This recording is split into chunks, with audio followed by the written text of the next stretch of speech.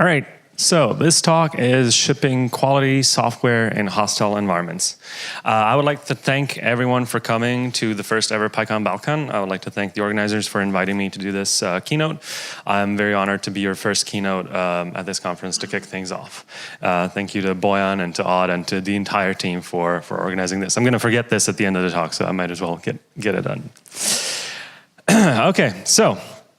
My name is Luka Kladarić, as Boyan introduced me. I run a consulting agency called Sekura Collective.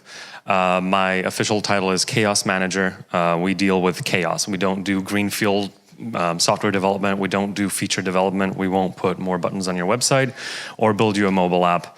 But if your company is drowning in tech debt, if it's drowning in performance issues and security issues, we will come in, we'll take a look, we'll put you on the right track. So I'm a recovering web developer of 10 plus years. And these days I mostly deal with architecture, infrastructure, and security, mostly as a consultant. Previously, I've also been a startup founder, and I'm a remote work evangelist. I love remote work. I love talking about remote work. I love running remote teams. It's the best thing ever. Find me in the hall to talk about remote work if you want. So before we get into tech debt and stuff like that, what is a hostile environment in this context? So hostile environments are those where engineering is seen as the implementing workforce of ideas that come from outside, where there's very little autonomy for the engineering teams, and where they are treated literally as, I will give you this task and I know that you can do it in 2 days, so please have it done in 2 days.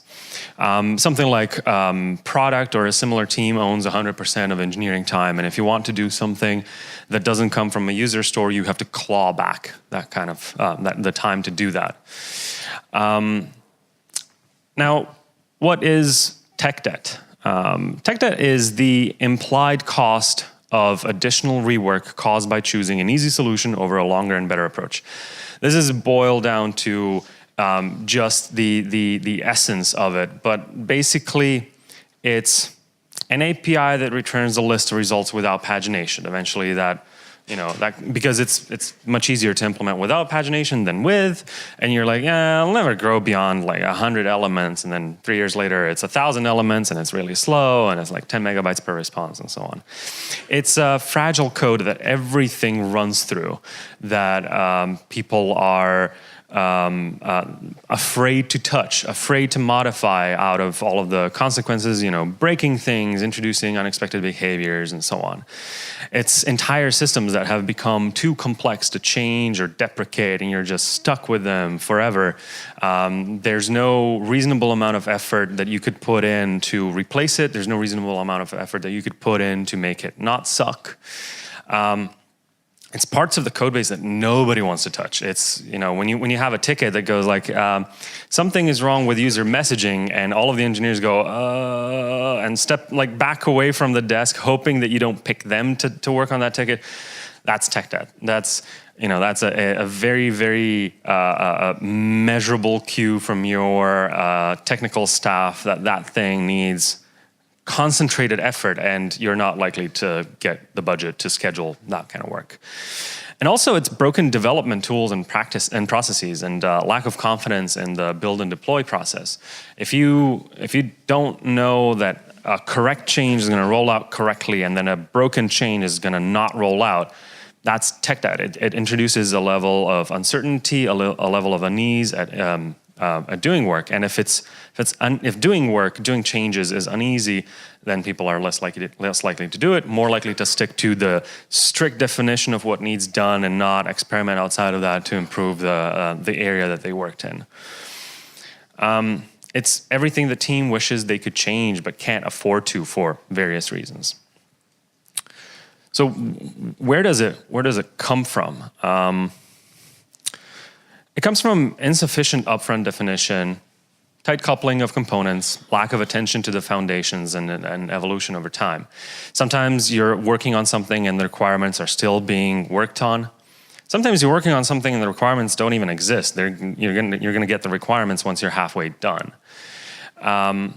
So what's the harm of having tech debt. Bad code and bad processes breed more bad code and processes. They become a sort of death by 1,000 cuts where the cognitive load of doing something on your platform, on the system, wherever, becomes so big that carefully treading through the existing jungle to make changes becomes too much. People start to avoid doing, like I said, any work that might improve the quality. They start avoiding it because it's just, it becomes painful to look at it every single day. And the developers are just spoiled, right? That's what everyone thinks. We're a tiny startup. We can't afford to have perfect code. Nobody's talking about perfect code. We're still trying to prove the product marketing fit. Yes, okay, but once you prove the product marketing fit, you're gonna need a product that at least somewhat works. You're gonna need the ability to iterate on the product. Once you hit that, you're gonna need the ability to run at 100% and not grind down to a halt. And then there's always the, when we make some money, things will be different. No, they won't. No, they won't, because it's not just a fact of bad code or bad processes or bad tools or whatever. It's people who look at it every single day, they learn that behavior. They start replicating it. You work in a code base that's horrible, you're not gonna produce your most high quality work. You're gonna do whatever gets the job done and move on. You're gonna have a part of the code base that is new and clean, and that's gonna be your favorite. And the old thing, is, whatever. It's very rare that you will see strict code review practices and processes around really, really ancient code bases, because the people who are supposed to be maintaining it have given up, and the people contributing just couldn't be bothered, and it's a vicious circle that is like self-perpetuating. So developers are just spoiled? False. False. It's a natural human reaction that when you see a nice street that has no garbage in it, that has no gum stuck to the to the pavement, that you're not gonna spit your gum there. But if you're walking through a terrible neighborhood and it's just like trash rolling down the street, you're gonna chuck your cigarette, you're gonna chuck your bubble gum, and it's just the bad neighborhood effect. So you should not allow your code base, your systems to become a bad neighborhood, because like the people that should be working on it, that should be making it better, are going to start acting like bad neighbors. Everyone else is a bad neighbor. Why should I be any different? So unaddressed tech debt breeds more tech debt. That's just a proven fact. We'll get back to that later. Why does this thing have to be clean when, look at this thing? This second one, I hear roughly once every 2 weeks is an argument for why a comment on a code review doesn't actually need to be honored. When you point something out, when you say, hey, could you do this slightly better? Could you, not commit some credentials to the code, even if they are like a sandbox or a test account or something, just like, can we maintain some agreed minimum level of separation between configuration and so on? They'll go, look at this script from like 4 years ago. Someone hard-coded a SQL connection string. Why do I have to do the right thing here? And it's very, the answer is because it's the right thing and because we agreed on it, but it becomes draining to keep answering those questions. And the people who are supposed to be answering those questions will stop caring eventually. So it's just a self-perpetuating, vicious cycle. And it's a thing that needs active energy being invested into it to break the cycle, to slowly improve it. Nobody's saying stop development for 6 months, replace everything. But it's a thing that needs to be fed constantly to avoid spiraling out of control. So once a certain amount of tech debt is allowed to survive and thrive, people are more likely to contribute lower quality solutions and be more offended when asked to improve them. That's just human nature. And also, productivity over time just decreases, partially because, as humans, we are demotivated from working on things that are horrible, but also tech debt introduces a sort of friction, whether it's in the code directly, whether it's in the deploy processes, whether it's in figuring out what went wrong when you ship something that is broken, access to logs. All of those things are just one big pile of sadness for the people who are supposed to be championing new development, new and exciting work. And as a result, deadlines slip, and it's very, very difficult to find a culprit to point to. It's like, we agreed that this would be done in a month, and it's now a month, and where's the work? And people start saying, well, this thing took slightly longer, and this thing took slightly longer, and it's, again, death by 1,000 cuts, where you don't have a single thing to say, this is the thing that we should have done 6 months ago, and it would have been all better. But if you compare places that actually address this versus places that don't, it's obvious that some places are more productive. So I wonder what the correlation is. I'd like to give you an example of unchecked tech debt over a few years in just a regular startup looking for the right product to sell to the right people. Nobody here in this story is particularly clueless or anything like that. It's just the way things are done. Depending on your mixture of founders and initial employees, some processes are set better, some processes are set worse. But without active work on the field, you eventually end up with something like this. So I get a call one day, and they say, we'd love for you to come on as a senior engineer. We've heard your talks, we've seen your stuff. We really like what you do. It would be great. Like, we don't really have a good idea for what you're supposed to be doing at our place, but if you could just rotate through the teams and find the place where you feel like you can contribute the most, we're hoping that you kind of raise the skill level in the company as a whole. We have a bunch of really good, enthusiastic engineers, but could use some experience. We have some senior experience, but not enough to cover the amount of junior engineers running around. So I join. It's a cool product. It's a cool company. Why not? And within a few days, my alarm started going off. Like I said, very nice people all around. Clearly talented engineers, hiring, from the top schools. But the tech stack and tooling around it is really weird, and I can't wrap my head around how weird it is. First thing you run into, like you join the company, you get a laptop, you're like, okay, where's the code? And it's like, it's in the repo. Which one? The repo. Okay, I'll bite. So you start to clone it, and you go and make yourself coffee, you come back, and it's still not done. And it's like, what's going on here? And it's still not done, and it's still not done, and it's still working. And eventually you realize it's a 10 gigabyte Git repo. Now, luckily, it's hosted in the office, so it's local network, it's very fast, but they also have remote people. So someone working from an island somewhere is going to have a miserable day when their Git checkout gets corrupt and they need to reclone it, when their laptop dies and they need to reprovision everything. There's absolutely no concept of stable. Touching anything in the repository triggers a rolling rollout of everything. Because of the way the code is structured, there's no way to tell if this change affects just iOS apps, there's code share between iOS, Android, Python, Java, PHP, there's translation files that are reused, there's everything. So any commit to any part of the repository triggers something like an hour and a half of deploys across the entire fleet of several dozen of web apps and the Java backend and so on and so on. So if you get something wrong and you manage to crash production, any of the production systems, another rollout is like, if you fix it, it's going to trigger another rollout that takes an hour and a half. If you do 4 commits in a row, that's your pipeline for the day.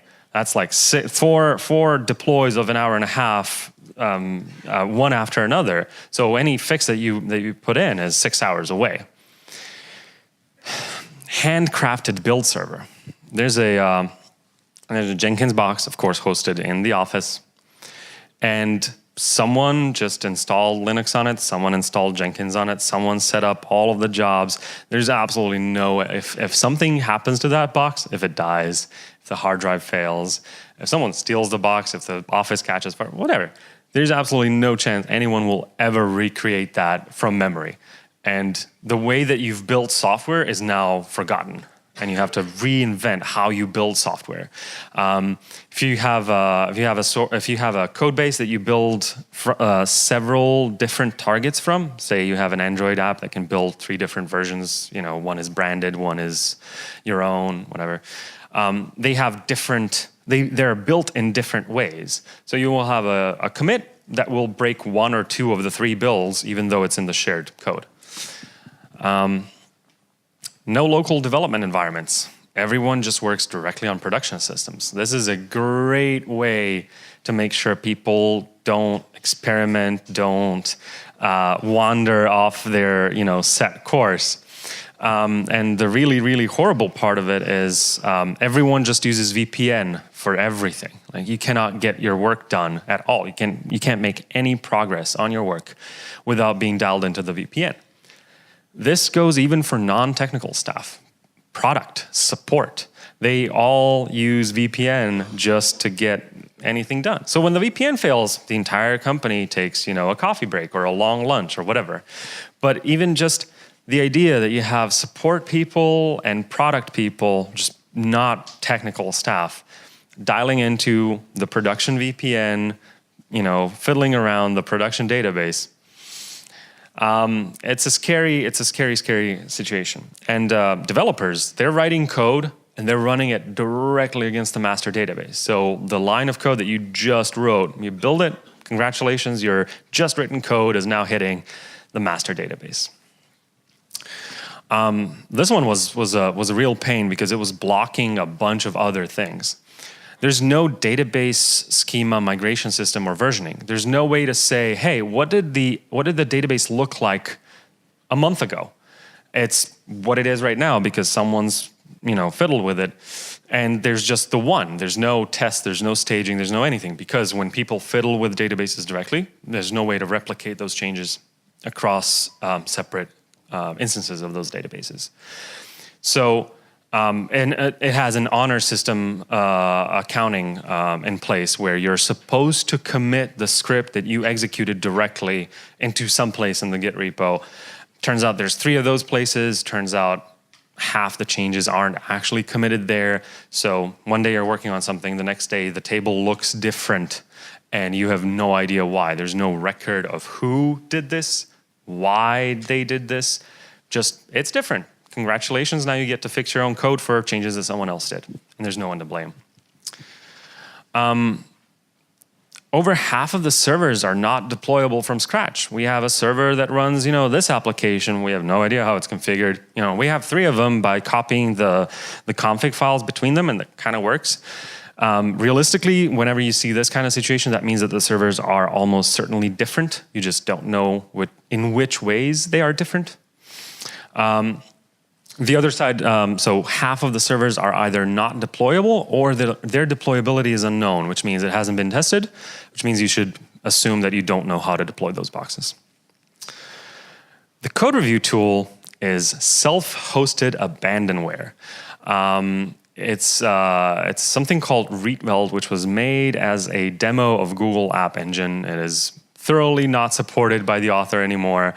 It regularly breaks and needs fixing. It's just a horrible, and at the end of the day, it's just a horrible, horrible experience for people. You have outages as a daily occurrence. The list of causes is too long to mention. Someone committed something. I've seen situations where the main production API server falls down after hours on a Friday because a product manager committed an iOS translation string change. Triggered a rollout, the deploy process isn't really reliable, took out production. Friday, 7 p.m. in the wrong time zone, so 2 a.m. for me.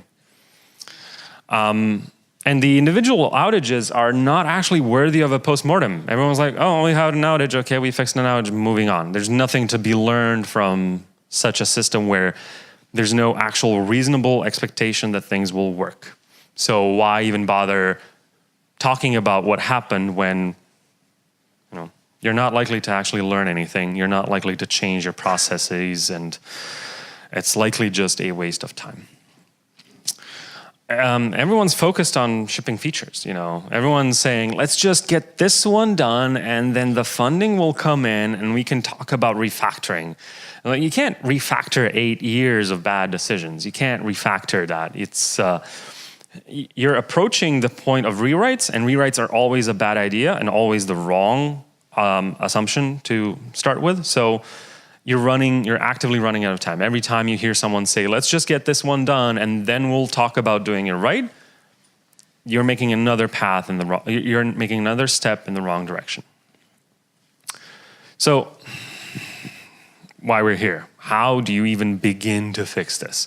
This is, I like to call this state not tech debt, but tech bankruptcy. When you get to the point where people don't know how to move forward, where any task is big just because it takes you hours to get into the context of how careful you have to be and in which way on a specific part. Sorry, I'm just seeing the question, so I'm gonna address. Is this the reason you left Meetup.com? Explicitly, this talk is not about Meetup. That's not because it's not authorized. This talk has been in my head for a long time. I've only been in Meetup for the last 6 months. I left Meetup for personal reasons. I think it's a great company. If anyone wants to try out, feel free. Any tips on man? I'm going to get to the other question in the end. It's not related to this specific thing. So how do we fix this? How do we fix a state where the tech staff feels helpless in their day-to-day job? So thankfully, the infrastructure team at the time was staffed with rebels, I thought. They were happy to work in the shadows with the blessing of just a small part of leadership to stop further deterioration and incrementally improve things. So the work took over 1.5 years. And when I say the work, it's not like we finished, just we got to a healthy point. We basically wrote it all down. Every time you see something that is terrible, write it down. Every terrible thing became a ticket. It became a hidden project in our task tracking system called Monsters Under the Bed. And whenever you have a few minutes, whenever you have time, you have 2 meetings with a half hour in between, open the monsters and think about one of them. See if you can find a novel approach to killing it. The team worked tirelessly for, like I said, over 1.5 years to unblock developers and empower them to ship quality software. And most of the work was done in the shadows with double accounting for time spent. So how? The build server. The build server was one of the first things where we realized that if that died, if that went away, we'd be in a lot of trouble.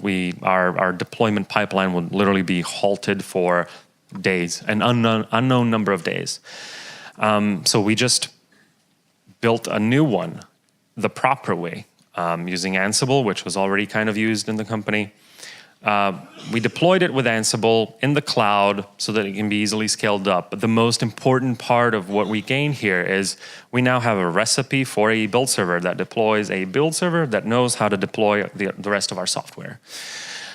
The build and deploy jobs are defined in code. No more web UI. Yes, this thing goes there, this thing goes there. This Android job does this step and then this step, but this other Android job does them in the other order. No editing via web UI whatsoever for anyone. There is a web UI, it's fully disabled, and it's glorious. All of the jobs are defined in code. By which I mean not shell scripts, but like a nice DSL where you can say, clone me this repo and then react automatically or manually, and then here's where your artifacts are, and so on and so on. It's a very, very, very nice way of ensuring stable software delivery. The monolithic Git repository has been slain. And it's the result has been slain in the meantime. When I started this,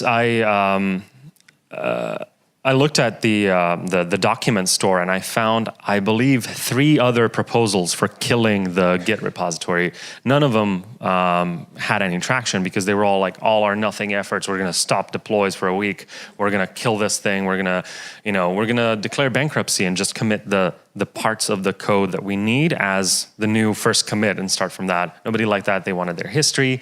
Nobody liked to halt deploys and delivery and so on and so on. So we built an incremental approach to this where we could take one chunk, split it out, just the people who work on that chunk have to stop their work for about an hour while we create a new repo that is just for them. And we started with a team that was actually driving this. So infrastructure took their stuff out of the monolithic repo and showed everyone, the glorious, brave new world where you can clone your repo in a few seconds. You can push your changes in a few seconds, and they are live in a few seconds and don't trigger an hour and a half of rolling deploys.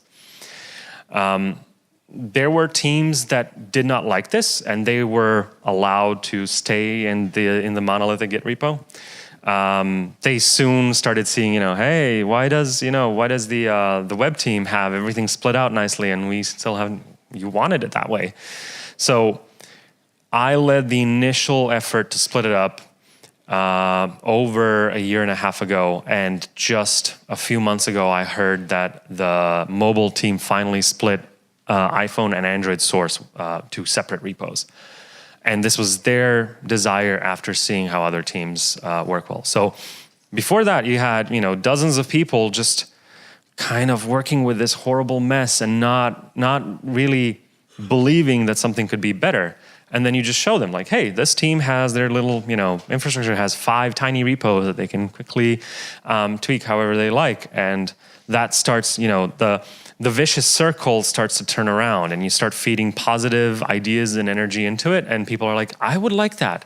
Whereas previously, nobody actively complained about this, but it was very clear that it was affecting performance and the ability to ship code. I'm going to address a question. In your experience, is there a correlation between correctly using frameworks? I love the clarification, correctly using frameworks. For example, Django, and lower tech debt, and vice versa. Let me think about this for a second. I think in this day and age, if you're going to be building something from scratch, literally from scratch, you need to have some really, really hard, concrete reasons.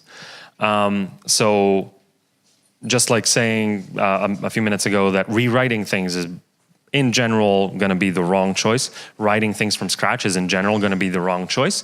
So I don't know if I can just give a carte blanche answer that yes, Django or other frameworks make for less tech debt. I think tech debt is the result of a bad approach. Tech debt is not a technical problem. Tech debt is a people problem. And also, I've seen some horrible Django projects. So, and I can't say that they're used wrong. They're managed wrong. So, I don't think that I could actually say that there is a correlation. Thank you for the question. Sorry, I didn't read the name of the previous question, but this one was anonymous. So, moving on, we rebuilt every single server in that farm in place.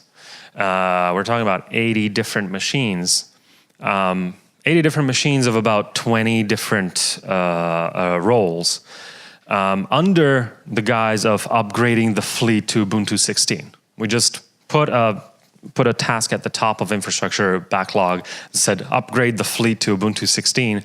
Nobody understands what that is. Nobody asked what that is. Nobody asked how long that's going to take. And whenever someone asked why this server is no longer called this name, but it has a new name and the same role, oh, that's a new server as a result of upgrading the fleet to Ubuntu 16. What they didn't know is that we were rebuilding everything with Ansible to get to the point where we would know that we can deploy things. This is important because then you get to execute migrations to different providers and so Better code review tool. I used to have a longer slide here where I would tell you that we moved everything to Fabricator, and Fabricator is awesome, and so on. Unfortunately, I love Fabricator, but over the since I first started working on this this talk and with these things that I'm talking about, Fabricator hasn't moved that much, and in the meantime, GitHub is caught up. So I used to really dislike GitHub for professional development, for professional teams. I think it's amazing for open source and private projects and so on. But over time, it's really caught up, and actually the company is in the process of migrating to GitHub. And Infrastructure was one of the first teams to adopt that, and they're happy. So I'm not going to plug Fabricator as it's awesome, because it's just fallen behind the times. So most of the dev work no longer requires VPN at all. People can go days or even weeks without connecting to the VPN. The only thing for developers really on the VPN is the master database. They no longer have the ability to write to the master database in any sort of way. So the utility of that has gone away somewhat. The only reason you'd connect to the database today is to mine the production data for something, like either debugging or doing data mining or anything like that. To achieve this, we had to roll out local development environments. We had to figure out how to allow people to run the code that they wrote locally on their computer against local resources like a local database, to get confidence that what they did at least somewhat works before they present it to someone else for code review, before that gets merged. Previously, people would write stuff and either run it before code review or code review before they've run it. So run against the master database, completely unchecked code, or you'd force someone to read through your thing that doesn't even build and run. Today, the team has a pipeline where they build it, run it locally, test it in a safe way, then present it to their peers, and then it makes it into production.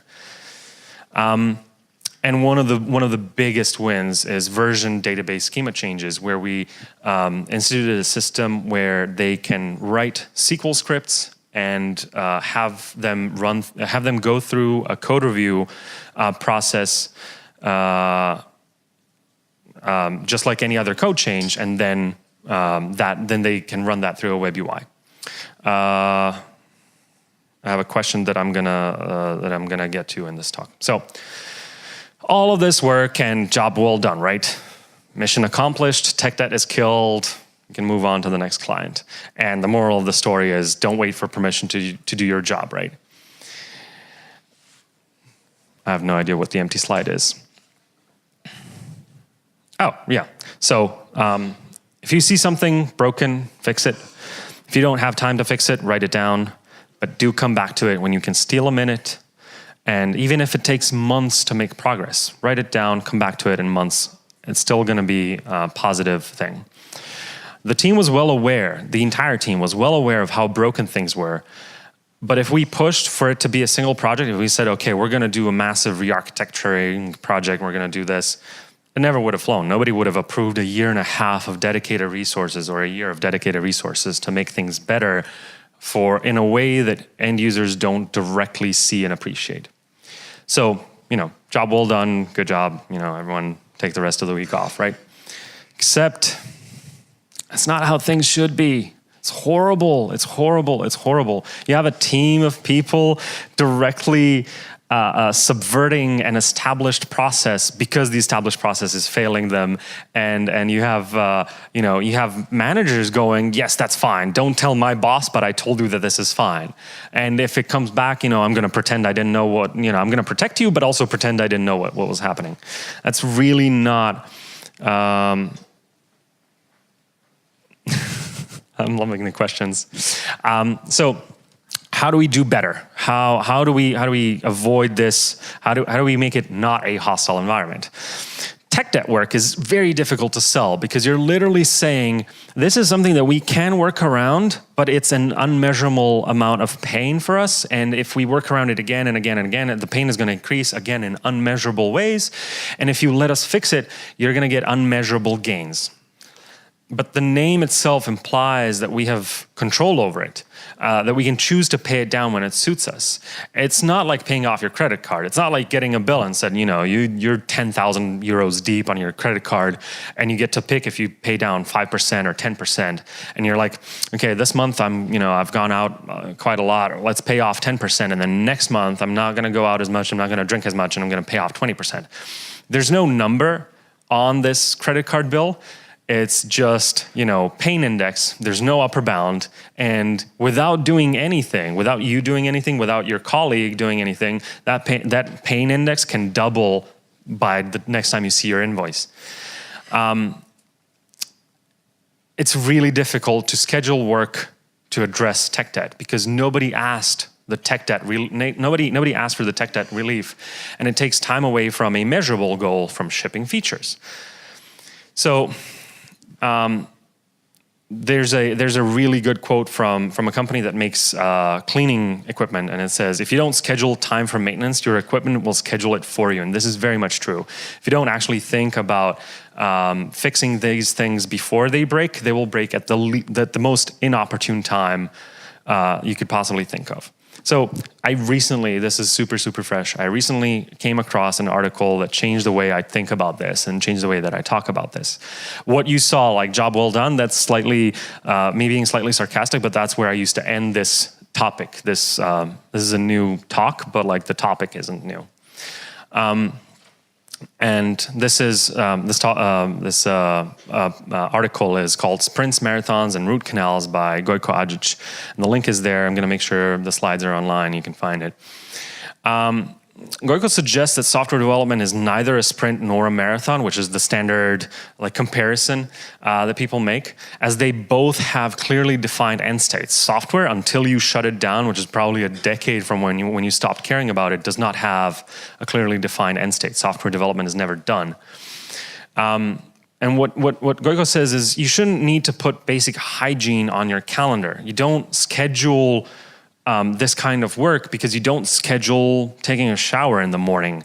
That's just something that you should do. And also, a good comparison is you can skip a shower, you can't skip 4 showers.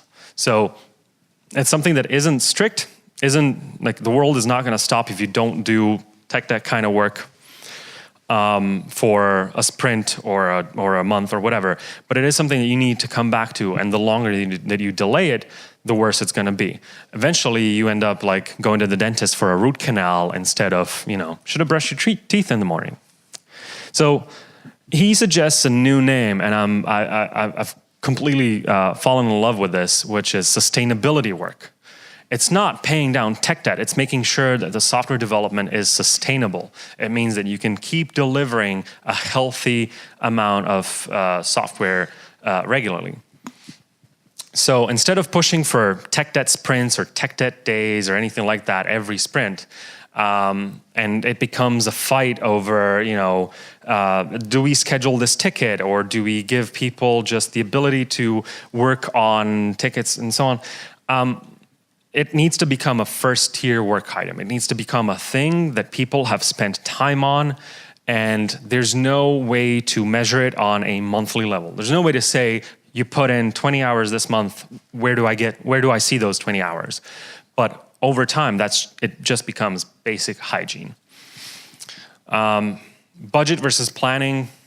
Gojko suggests agree on a regular budget for sustainability work. Say, every team, every engineer, whatever, some percent of time. And whatever you do, it's going to be better than the teams that don't do it at all. You can always tweak. You can always say, we feel like we're falling behind, or, the team feels like they've started to really run out of meaningful things to do. It's a balance, but the starting point is give the engineers a budget and have them discuss what they should be working on. Engineers will know which things they keep stumbling over. There's absolutely no need to discuss those things outside of the team. It absolutely helps with the morale. Telling people, you now have a budget to do things right. There's absolutely nothing worse than being told you're not allowed to address the thing that makes your life miserable, that makes your day-to-day work life miserable. So I'm going to go through the questions real quick. Anonymous question, how did you solve the local environments, Docker, Vagrant? It's a mixture of technologies. The core of providing people with a local database is Docker. We run MySQL in Docker, and they run the exact same migration scripts as production. So they have a database that is schema-wise identical to production. Docker runs Docker for some Python apps. The Java monolith runs on natively on the Macs. It's whatever works. But Docker was a crucial piece for allowing us to spin up all of the different little services that we need. How did you convince product managers to add tech debt tickets into sprints? I didn't. This is not a solved project anywhere I've seen, a solved problem. I would very much like to implement this approach. I'm currently without a good place to even push for that. I'm currently working on much more smaller scale contained projects that I own, so I can do. There's no client that needs this kind of approach currently. Did you have the chance to present this talk to some of the product management audience? I've given variations of this talk, not this specific. I have multiple talks that kind of come from the same place, and they're all on YouTube. So I hope some of them saw it. I've linked some of them to it and haven't gotten any feedback. I'm hoping this recording gets out and someone sees it. I would love to hear the feedback from those people. Any tips on managing? Any tips on managing the chaos with issues related to software framework version, Django version versus Python version? Containers. This is obviously the answer. Unfortunately, I'm dealing usually with massive legacy systems. I haven't had a chance to go all in, build like a beautiful system with it, but it's obvious that's the future. I'm currently dealing with an attempt to avoid containers, so to avoid introducing a whole amount of new tech into an existing platform while still getting this, and it's a pain. So just containers. And a question, any tips on managing the clients in chaos scenarios? The chaos work is very grateful in this regard because you can't apply for it. You can't come up to someone and say, hey, I know what pains you. I know, let me help you. It's very much word of mouth, which is what I'm doing right here, right now. And people coming up and saying, oh my God, that thing you said, I recognize our company in it. I didn't even realize, can you come in and help us fix it? So my experience, and I'm very grateful for this, is that my clients mostly recognize the need for a fundamental change in how they approach things. So I don't have that kind of problem with them as if we were coming in to build a whole new set of features for their existing code base, and then we go, well, that's horrible. We're going to need an extra month to fix that, and then it becomes that whole struggle. We're there explicitly to fix things, so it's kind of silly to argue about fixing things. Yeah, I think I got that kind of question. So I think that's it with questions. Thank you. This is my contact, KLL on Twitter. Reach out. Thank you.